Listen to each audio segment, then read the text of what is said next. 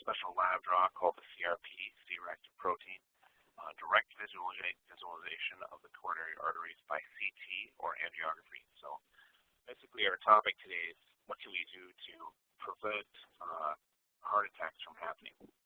Now this is a quick review. You remember from last time that the goal is to avoid heart muscle damage. If you look, you'll see here in the top left, we talked last time that the normal heart, bottom right, is at a large heart attack, especially in the bottom part of the heart. You see the mouse pointer there, and that is what we're going to try and prevent by doing some sort of screening up front. And just a reminder of what our blood vessels in our heart look like, two layers of muscle with a tube in the middle, and that's plaque that can build up and cause people chest pain, and then a blood clot can get in there and cause a heart attack. Here's the review again, a blood vessel that's ruptured. That's when people have a heart attack. That plaque in there ruptures, and they get a blood clot that fills the whole middle part of the vessel. And then the heart vessel doesn't get blood, and then there's permanent damage, and that is what we're trying to avoid. And that is why we try as best as we can to do screening.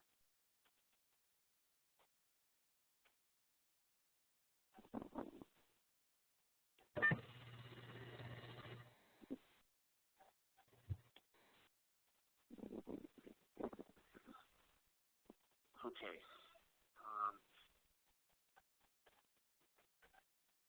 So one of the first things we can do is we can talk about, well, when people start developing symptoms, is it too late to actually start screening? And most of the time, we feel like once someone has some symptoms, that they can present in such a wide variety and in a process where they could have a significant blockage. As noted, if you look at number 7, way down at the end, pointer there, right here. And so some people have just a little chest pain or even no chest pain, and their vessel could be almost all the way blocked off, whereas someone here could be having chest pain or some symptoms. So really, symptoms is what we're using now, but it's by no means an excellent way to screen for heart disease. We have some classic symptoms that we always worry about, and that's whenever someone gets chest pressure or chest pain that's exertional, meaning when they're moving, going upstairs, climbing stairs, walking around, walking at the store, and they're getting chest pressure. That usually is always a sign that there's some blockage somewhere. So really, most of cardiology feels like by the time you're getting symptoms, it's too late to screen because we have no idea, because everybody feels everything different, we have no idea where they might be in the progression of this disease. Do they have a little bit, and that's what's causing symptoms, or is it 90% blocked, and that's what's causing symptoms? So the goal would be to find something to catch the disease earlier here, because if we can catch the disease here, we'll have the ability to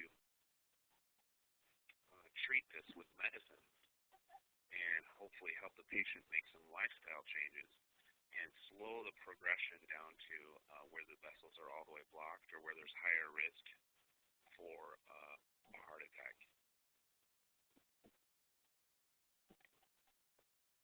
So initially, the first things we do are stress testing. You can see here, this is a gentleman who's on the treadmill. This is what we do every day in cardiology clinic and in the hospital.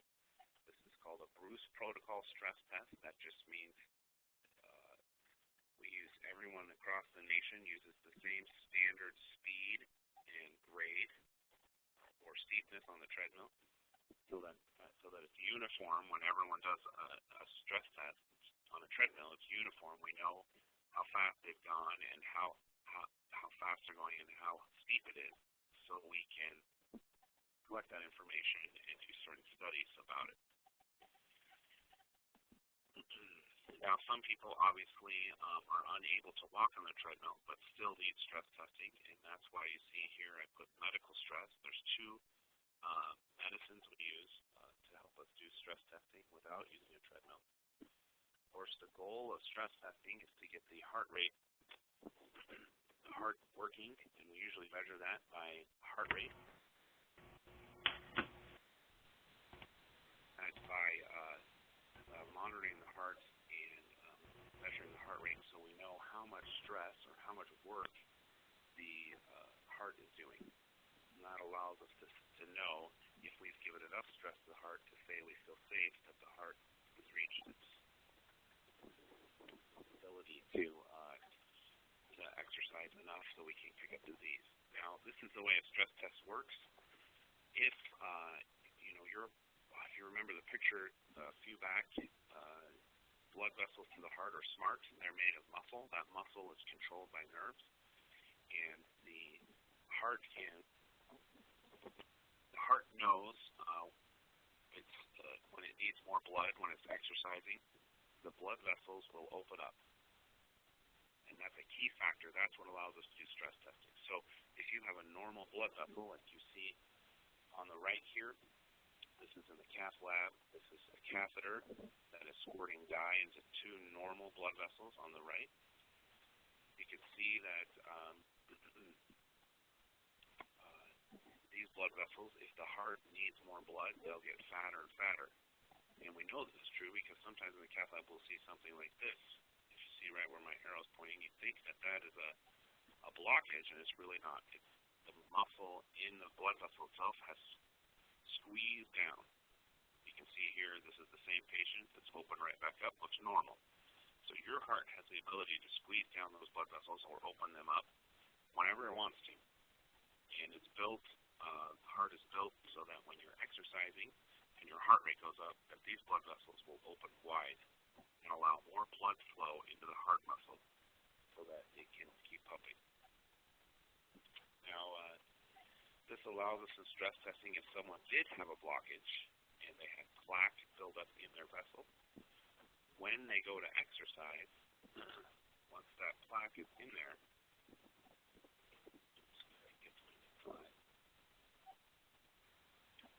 when someone has plaque in their blood vessel, the whole blood vessel becomes dysfunctional.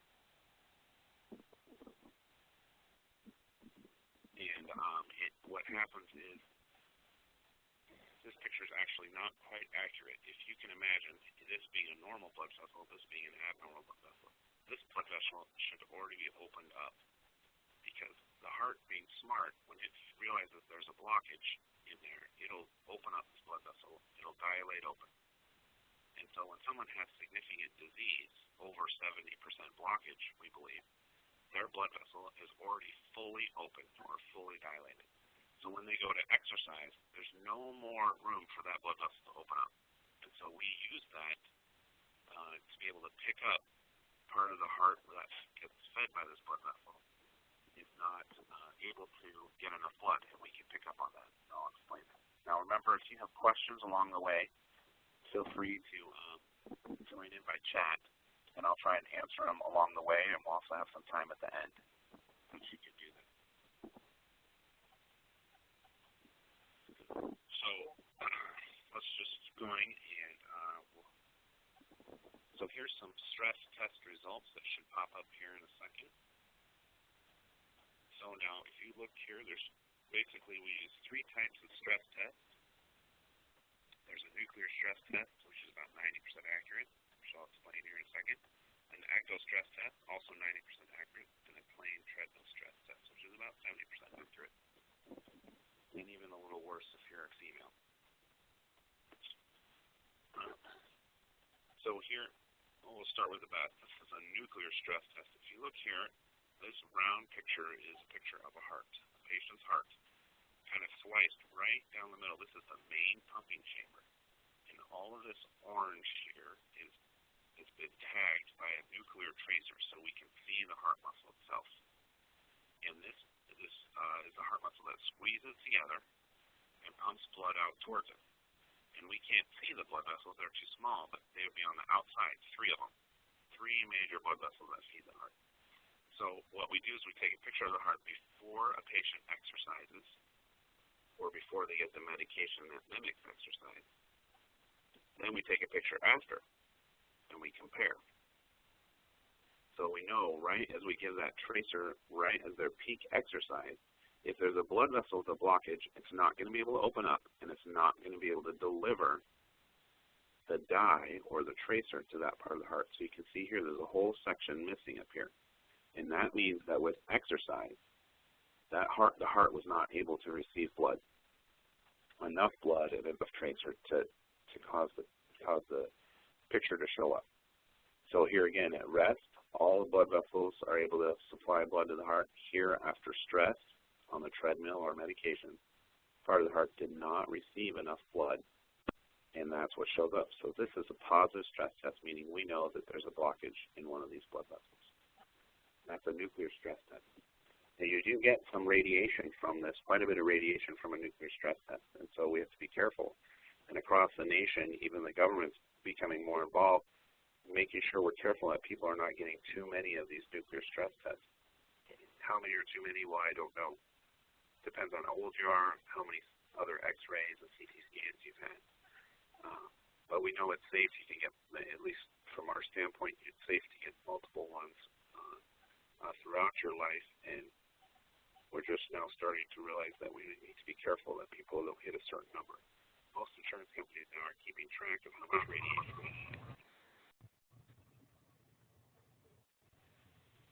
Okay, so let's move to an echo. Now here you can see this is echo. Echo is short for echocardiography. That means an ultrasound of the heart, just like a mom, we get an ultrasound of her baby. Although in this case it's the heart. And we're looking at the main pumping chamber here.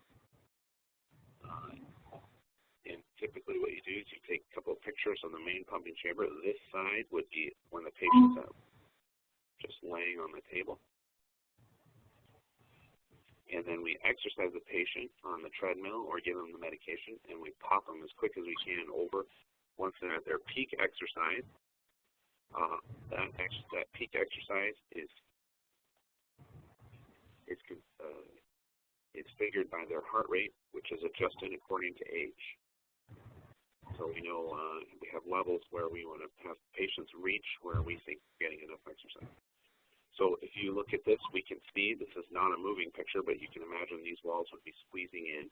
And then once we exercise them, pop them over, we look at the walls again. And if someone has a blockage, those walls, a wall that's being fed by a blood vessel will not be able to behave normally.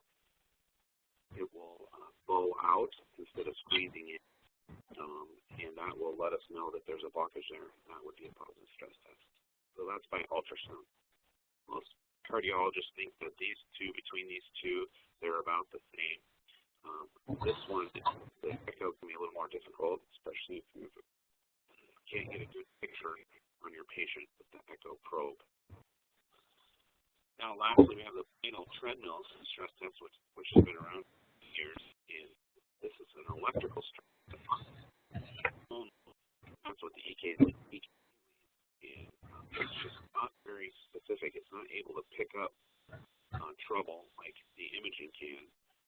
However, you can see here this patient started out with a normal ECG tracing up top, and when exercise, part of the EKG drops. You can see it. That's what we call ST depression. We label all the waves of this EKG with letters. Why it starts with P, I don't know. P, Q, R, S, and T. So the waves, the deflections of this electrical signal are named. And this little section here is the section we're concerned about. When there's a blocked blood vessel, that's called the ST segment. And you can see here it's dropped and is different than it is up here. And that's a sign that this patient has a blockage. Now, this treadmill stress test electrically, we cannot tell at all which vessel this could be in. It could be any of the 3 vessels. Whereas in these stress tests, we can see directly which part of the wall is out. So here would be, a vessel that we call the LAD, which which is the vessel that feeds kind of this top major part of the heart. Good. Any questions on that? Just chat. That was a lot of information. We'll keep moving forward here otherwise since we got started so late.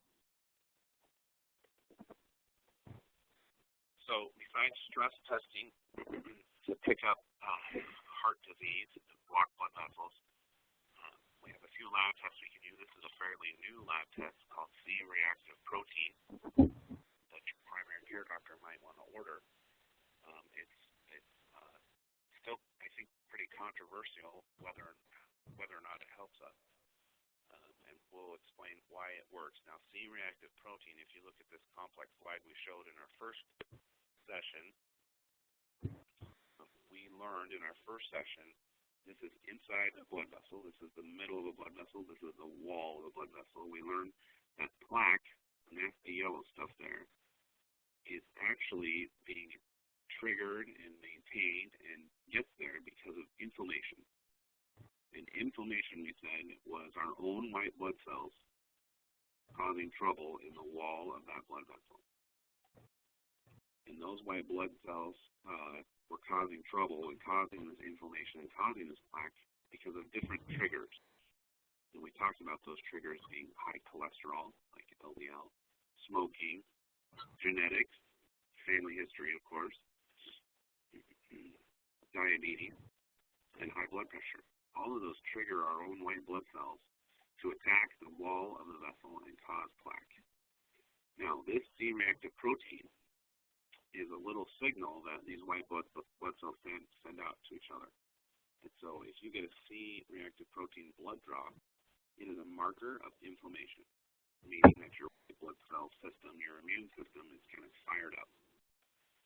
Now, if you go to the doctor and they want to screen you for heart disease, since we know plaque in the blood vessels is inflammation, this lab test should come back high.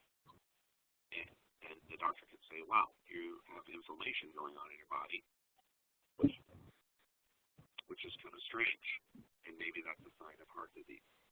Now, of course, if you go get this blood draw and you've got a virus, a flu, or sick, or an infection somewhere, it's going to be high, and it won't really count to help you pick up heart disease.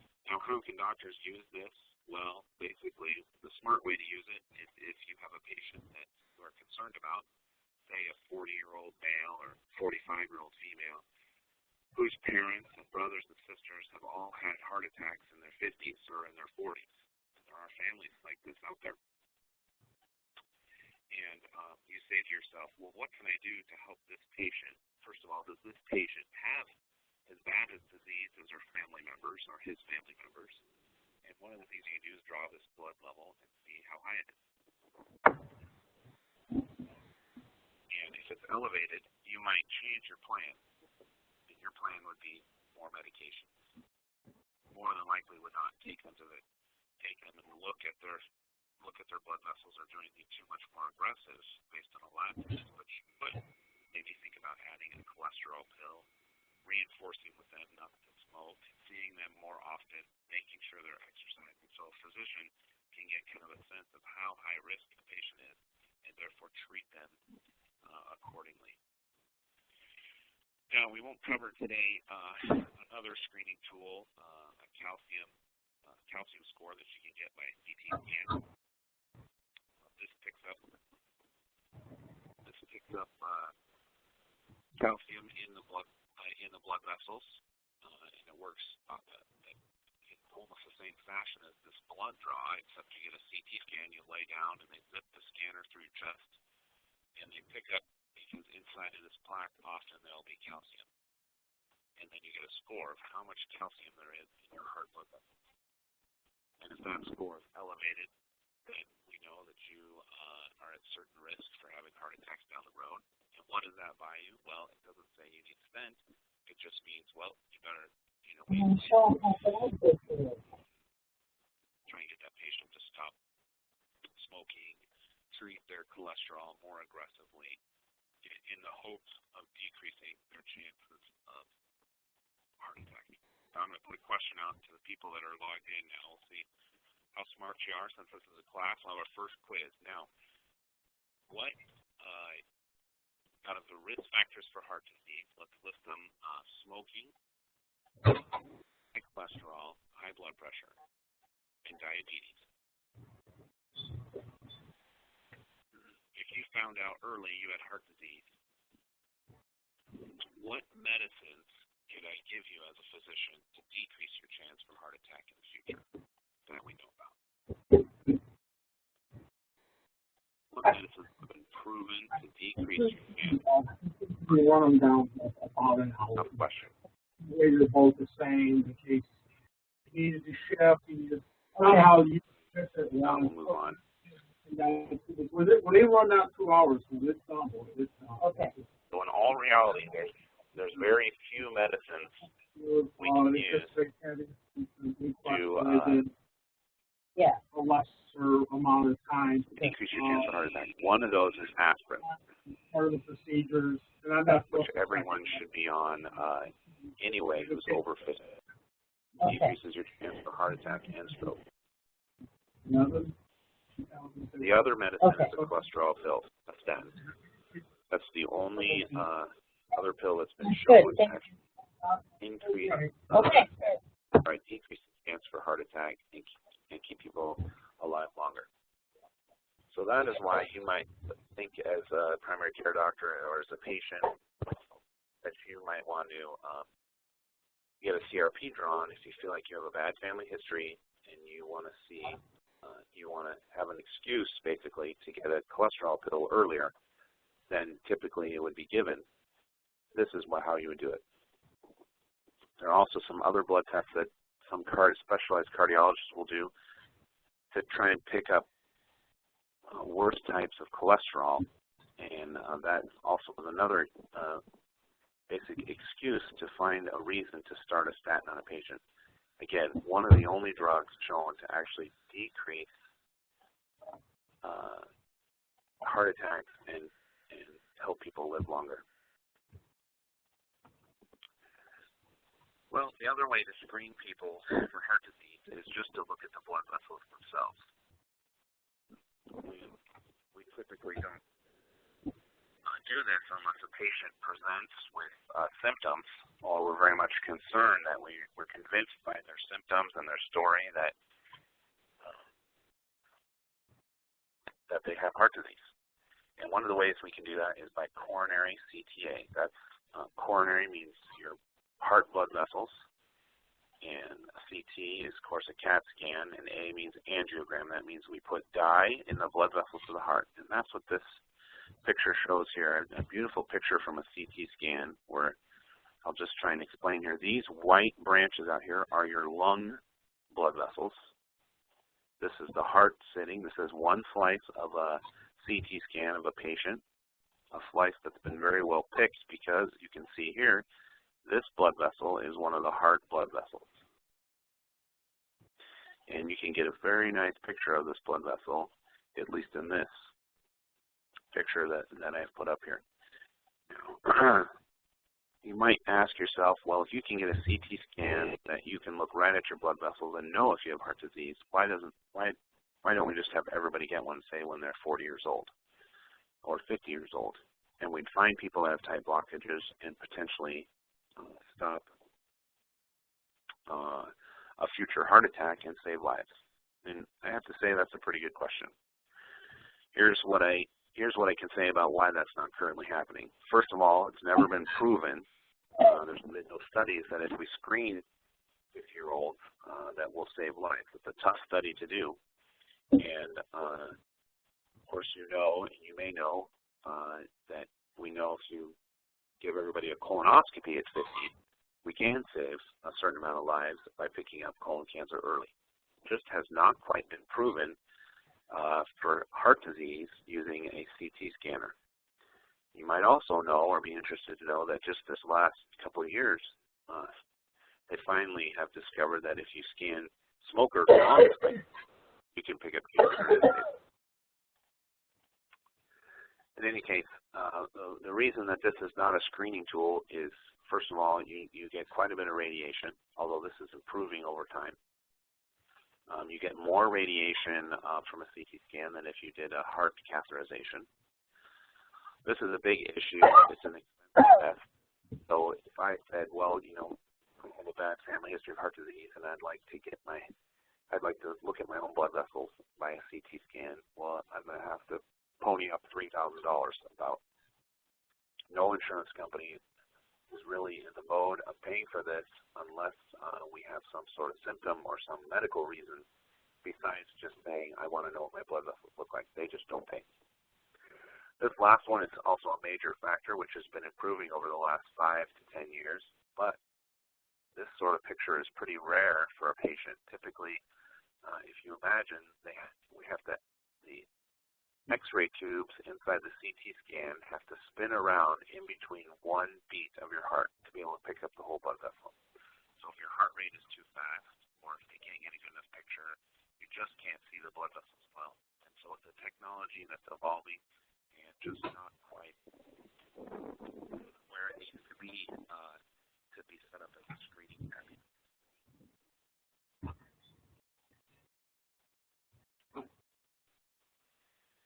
Of course, then we come to my favorite, this coronary angiography. It says direct visualization of the blood vessels. That's done in the cath lab. This is a picture of the cath lab. It's not our cath lab here at Mercy, but similar. There's a table, if you can see here, and the patient lies on the table here. This is the X-ray camera. So X-rays come from the bottom, go through the patient's heart, and get picked up here, and then we can see pictures of the blood vessels on the screens here. Typically nowadays, that's done done through the wrist. So it's a very simple procedure and a safe procedure. You get a little tube put in your wrist there. Or pictures like this. That should be playing. But it's just slow. Give it a second.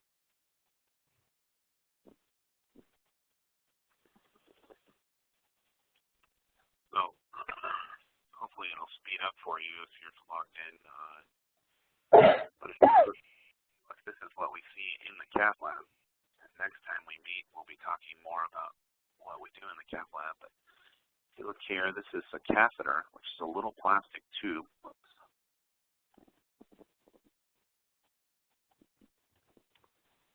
My mouse is having a hard time keeping up because the film online here is a little bit slow. That plastic tube is squirting dye into the blood vessels. That's X-ray dye. That's why we can see them fill up. So we're filling those tubes with dye, and that's how we see what's going on. It's really trying hard to go faster. I apologize for that. Maybe I can freeze it on a. That looks pretty good. We'll just freeze it there for a second. Okay, so you can see here, this is my catheter. It's sitting in the aorta, which is the big blood vessel that allows us to get up to the heart. This shadow right here, if you imagine, try and follow my arrow, the heart is kind of sitting in the chest like this. And blood is getting pumped out this way, out the aorta. So this is the first blood vessel that the heart feeds itself first as it pumps blood out to the body. So first little hole is to the blood vessels that feed the heart. And here it's kind of a complicated branching system, but there's two main blood vessels, this one around the side and this big one down the front. And then these are branches here. So keep this in mind. Just try and look at this picture. This is pretty tough, but I'll ask you if you think this one's normal or if the next one we're going to normal. We're just going to take a little while to load here. I'll try and freeze it again. Not a good picture.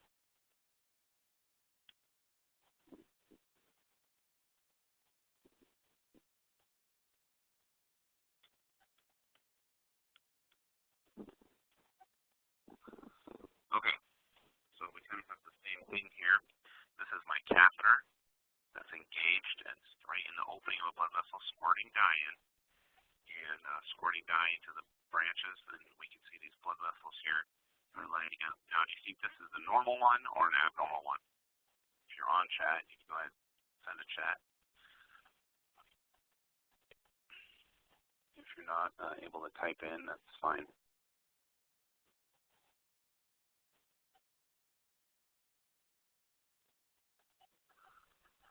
Okay, so this second one is abnormal, and that's pretty tough to see. I'll just show you as it plays, you might be able to see better. This patient has a blockage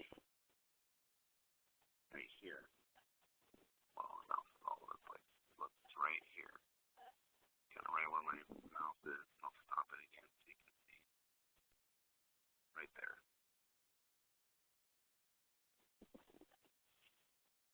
Yeah, right there. My mouse caught up finally online. So if you look, there's about a 99% blockage right there in a major blood vessel. And so this is the other way to pick up heart disease. You just go squirt dye in these blood vessels and look.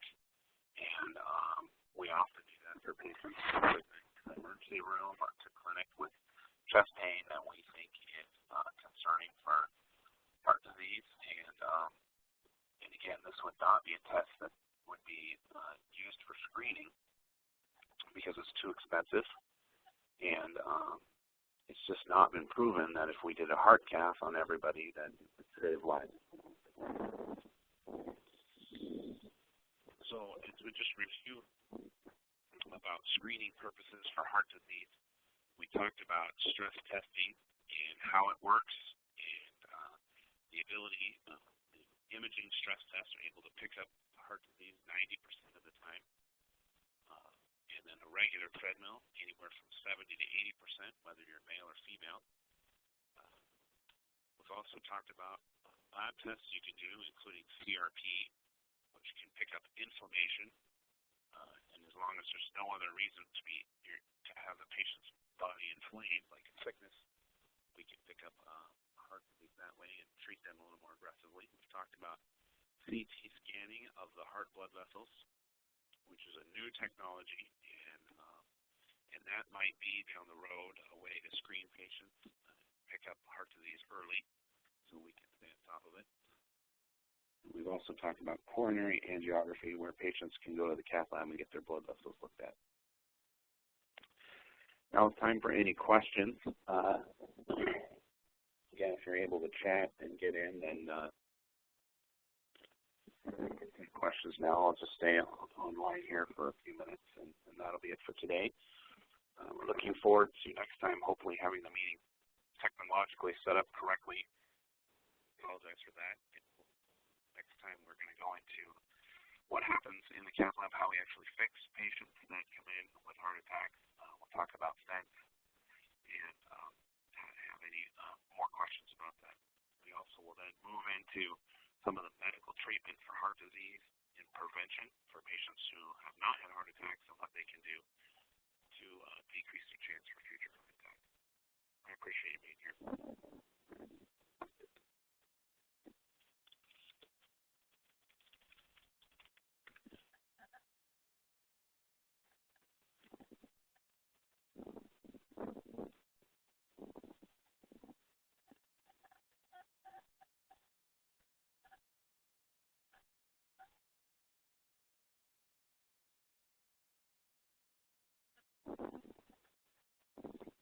Okay, doesn't look like we have any questions, so we'll sign off. Thanks for joining us.